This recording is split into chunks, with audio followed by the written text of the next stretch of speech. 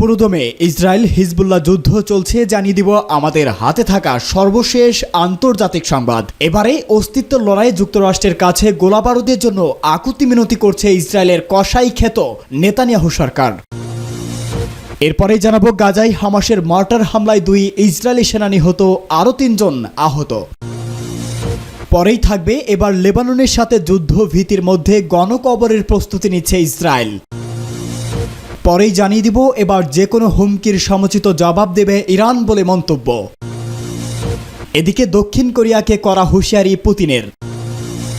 সর্বশেষ জানিয়ে দেব গাজা যুদ্ধের সত্ত্বেও ইসরায়েলের রপ্তানি বাড়িয়েছে মিশর, আরব আমিরাত ও জর্ডান। সংবাদ শিরোনামগুলো শুনছিলেন, এবারে বিস্তারিত। তবে তার আগে ভিডিওটিতে একটি লাইক ও কমেন্টস করে এই সংবাদ সম্পর্কে আপনার মূল্যবান মতামত জানিয়ে দিন। আর জানিয়ে দিন কোন স্থান থেকে আমাদের সংবাদ শুনছেন বা দেখছেন। চ্যানেলটি সাবস্ক্রাইব করুন সবার আগে সত্য ও নির্ভরযোগ্য সংবাদ শুনুন।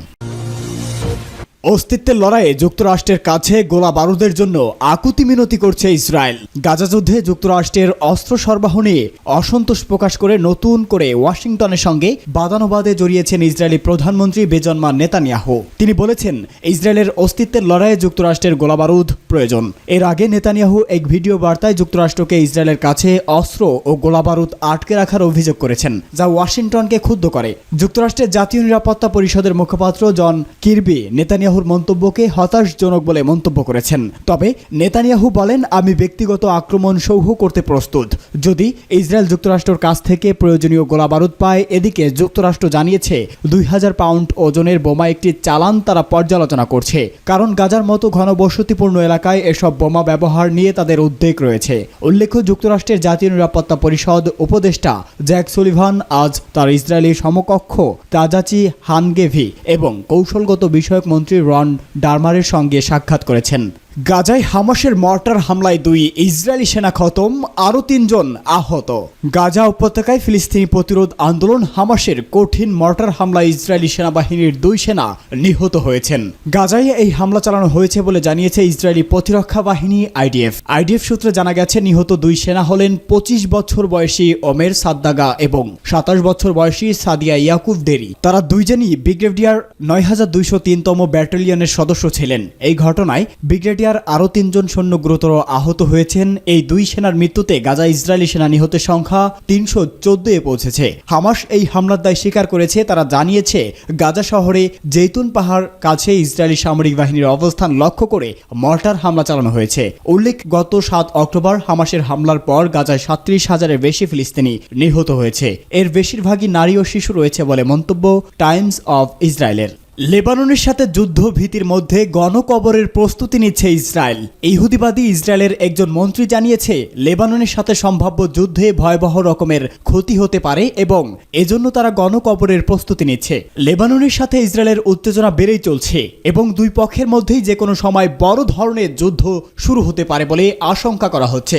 ইসরায়েল এর মধ্যেই লেবাননের বিরুদ্ধে সর্বাত্মক যুদ্ধ শুরুর জন্য বর্বর সামরিক বাহিনীকে অনুমোদন দিয়েছে। সম্ভাব্য যুদ্ধ সম্পর্কেই ইসরায়েলের ধর্ম বিষয়ক মন্ত্রী মাইকেল ম্যালচিলি চ্যানেল 4টিকে বলেছেন, লেবাননের সাথে যুদ্ধ ব্যাপকভাবে হতাহতের আশঙ্কা করা হচ্ছে। এজন্য তার মন্ত্রণালয় যুদ্ধ সম্পর্কিত অনেকগুলো বিষয় নিয়ে ব্যস্ত সময় পার করছেন। গণকবর সম্পর্কিত এক প্রশ্নের জবাবে ম্যালচিলি নিশ্চিত করেন তারা অনেক বেশি মৃত্যুর আশঙ্কা করছে। তিনি বলেন, আমরা অফিসে দফায় দফায় বৈঠক করছি, উত্তরাঞ্চলে বড় কিছু ঘটতে পারে।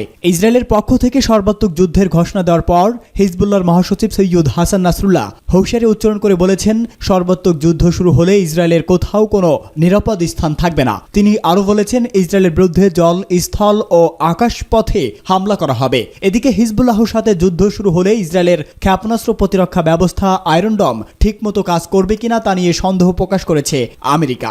এ কারণেই এবার ভয়ে আতঙ্কে লেবাননের সাথে যুদ্ধের ভীতির মধ্যেই গণকবরের প্রস্তুতি নিচ্ছে ইসরায়েল।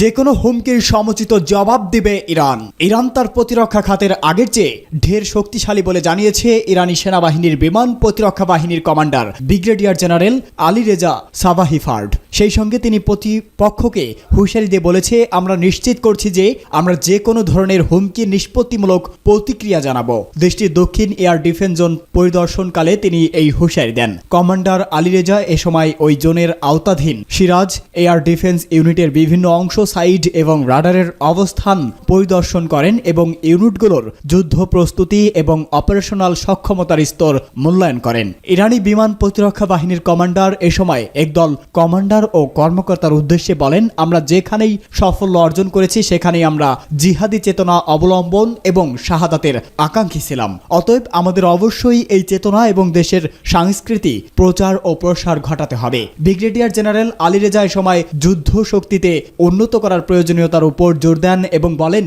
এটা কেবল অভ্যন্তরীণ শক্তি এবং সুপ্রিম কমান্ডারের আনুগত্য উপরই নির্ভর করে। পাশাপাশি তিনি যে কোনো ধরনের হুমকির জবাব সম্পূর্ণরূপে সমুচিতভাবে দেয়া হবে বলে উল্লেখ করেছেন।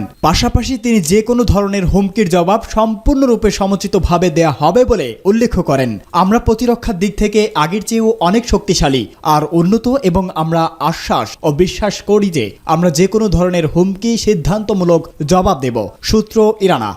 এবার দক্ষিণ কোরিয়াকে কড়া হুঁশিয়ারি করলেন পুতিন। দক্ষিণ কোরিয়াকে কড়া হুঁশিয়ারি বার্তা দিলেন রাশিয়ার প্রেসিডেন্ট ভ্লাদিমির পুতিন। তিনি সতর্ক করেছেন যে দক্ষিণ কোরিয়া যদি যুদ্ধে রাশিয়ার বিরুদ্ধে ইউক্রেনকে অস্ত্র দেওয়ার সিদ্ধান্ত নেয় তাহলে তা হবে তাদের জন্য বড় ভুল। সম্প্রতি উত্তর কোরিয়া ও রাশিয়া একে অপরকে সহযোগিতা এবং নিরাপত্তা সম্পর্কে জোরদার অঙ্গীকার করেছে। দুই দেশের দুটির এমন প্রতিশ্রুতির পর দক্ষিণ কোরিয়া জানিয়েছে তারা যুদ্ধে ইউক্রেনকে অস্ত্র দেওয়ার কথা বিবেচনা করবেন। আর এমন সম্ভাব্য জানানোর পরেই পুতিন এই হুঁশিয়ারি বার্তা দিলেন। সাংবাদিকের পুতিন বলেছে, সিউল যদি কিয়েভকে অস্ত্র সরবরাহ করার সিদ্ধান্ত নেয় তাহলে মস্কো এমন সিদ্ধান্ত নেবে যা দক্ষিণ কোরিয়ার বর্তমান নেতৃত্বকে অসন্তুষ্ট করবে। উত্তর কোরিয়া সফরের পর ভিয়েতনাম সফরে গেছেন পুতিন, সেখানেই তিনি এসব মন্তব্য করেছেন। এছাড়া পশ্চিমাদেরও হুঁশিয়ারি বার্তা দিয়েছে পুতিন। তিনি বলেছেন, যুক্তরাষ্ট্র ও তার মিত্ররা যদি ইউক্রেনকে অস্ত্র সরবরাহ অব্যাহত রাখে তাহলে মস্কো উত্তর কোরিয়াকে অস্ত্র দেবে।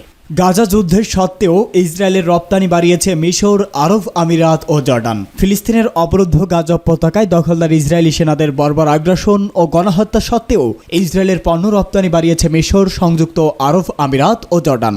ইহুদিবাদী ইসরায়েলের কেন্দ্রীয় পরিসংখ্যান ব্যুরো বা সিবিএস গতকাল এ তথ্য জানিয়েছে। সিবিএস বলেছে 2024 সালের মে মাসে ইসরায়েলের মিশর পণ্যের রপ্তানি $2.5 কোটি বেড়েছে, যা গত বছরের একই সময়ে দ্বিগুণ শক্তি। হামাস এবং ইসরায়েলের মধ্যকার যুদ্ধে গুরুত্বপূর্ণ মধ্য অবস্থাকারীদের হিসাবে ভূমিকা পালন করছে মিশর। দেশটি 1979 সালে ইহুদিবাদী ইসরায়েলের সাথে বহু সমালোচিত ক্যাম্প ডেভিড শান্তি চুক্তি করে এবং সেই থেকে ইসরায়েলের সাথে সম্পর্ক বজায় রেখে চলছে। অবশ্য চলমান যুদ্ধের মাঝে মে মাসে ইসরায়েলের সাথে মিশরের সম্পর্কে খানিকটা উত্তেজনা দেখা দেয়। সে সময় গাজার একটি গুরুত্বপূর্ণ করিডর ইসরায়েলি সেনারা দখল করে নিলে সেই উত্তেজনা সৃষ্টি হয়। ইসরায়েলি পরিসংখ্যান ব্যুরোর তথ্য মতে সংযুক্ত আরব আমিরাত থেকে ইসরায়েলি পণ্য রপ্তানি বেড়েছে $35 লাখ। 2003 সালে মে মাসে ইসরায়েলের সেখানে রপ্তানি এবং পণ্য রপ্তানি হয়েছিল $23.85 লাখ, যেখানে চলতি বছরে মে মাসে ইসরায়েলের আমিরাত পণ্য রপ্তানি হয়েছে $24.20 লাখ মূল্যের। একইভাবে জর্দান থেকে